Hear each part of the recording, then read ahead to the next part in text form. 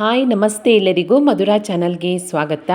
ಹೊರಗಡೆ ಮಳೆ ಬರ್ತಾ ಇರುವಾಗ ಸಂಜೆ ಬಿಸಿ ಬಿಸಿ ಟೀ ಕಾಫಿ ಜೊತೆಗೆ ಇವತ್ತೊಂದೊಳ್ಳೆ ಸ್ನ್ಯಾಕ್ಸ್ ರೆಸಿಪಿಯನ್ನು ನಿಮ್ಮ ಜೊತೆ ಶೇರ್ ಮಾಡ್ಕೊಳ್ತಾ ಇದ್ದೇನೆ. ಕೇವಲ 10ರಿಂದ 15 ನಿಮಿಷದಲ್ಲಿ ಮಾಡ್ಕೊಳ್ಬಹುದಾದಂತಹ ಈ ಬಾಳೆಕಾಯಿ ಬಜ್ಜಿಯನ್ನು ಹೇಗೆ ಮಾಡೋದಂತ ನೋಡೋಣ ಬನ್ನಿ. ಮೊದಲಿಗೆ ನಾನಿಲ್ಲಿ ಒಂದು ಬೌಲ್ಗೆ 1/4 ಕಪ್ ಆಗುವಷ್ಟು ಕಡಲೆ ಹಿಟ್ಟನ್ನು ಸೇರಿಸ್ಕೊಳ್ತಾ ಇದ್ದೇನೆ.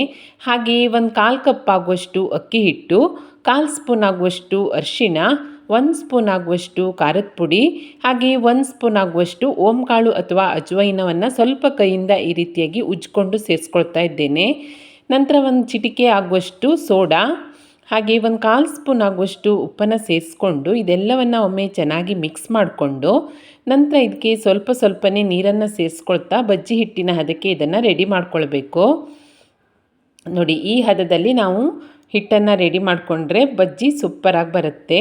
ಇದನ್ನು ಸೈಡಲ್ಲಿ ಇಟ್ಕೊಂಡು ನಾನೀಗ 2 ಬಾಳೆಕಾಯಿಯನ್ನು ತೆಗೆದುಕೊಂಡಿದ್ದೇನೆ. ಇದನ್ನು ಚೆನ್ನಾಗಿ ತೊಳ್ಕೊಂಡು ಇದರ ತೊಟ್ಟು ಹಾಗೆ ತುದಿಯನ್ನು ಕಟ್ ಮಾಡಿಕೊಂಡು ನಂತರ ಇದ್ರ ಮೇಲ್ಗಡೆ ಇರುವಂತಹ ಸಿಪ್ಪೆಯನ್ನೆಲ್ಲ ತೆಗೆದುಕೊಂಡು ನಾನು ಬಾಳೆಕಾಯಿಯನ್ನು ರೌಂಡ್ ಶೇಪಲ್ಲಿ ತೆಳ್ಳಗೆ ಈ ರೀತಿಯಾಗಿ ಕಟ್ ಮಾಡ್ಕೊಳ್ತಾ ಇದ್ದೇನೆ.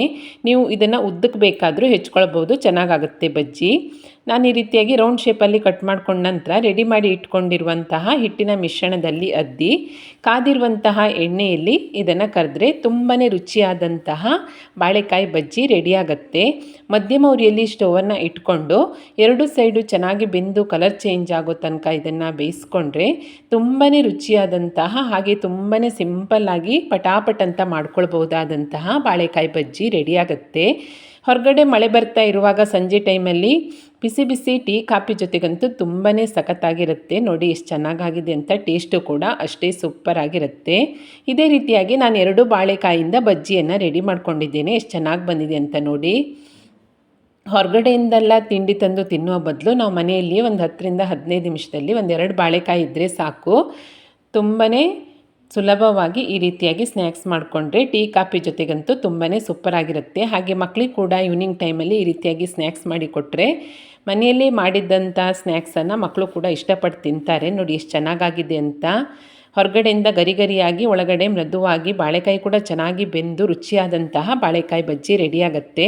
ತುಂಬಾ ಸಿಂಪಲ್ ಆದಂತಹ ರೆಸಿಪಿ. ನೀವು ಕೂಡ ಟ್ರೈ ಮಾಡಿ ನೋಡಿ. ರೆಸಿಪಿ ಇಷ್ಟ ಆದಲ್ಲಿ ಲೈಕ್ ಮಾಡಿ, ಹಾಗೆ ಶೇರ್ ಮಾಡಿ. ಹೇಗಾಗಿದೆ ಅಂತ ಕಮೆಂಟ್ ಮಾಡಿ ತಿಳಿಸಿ.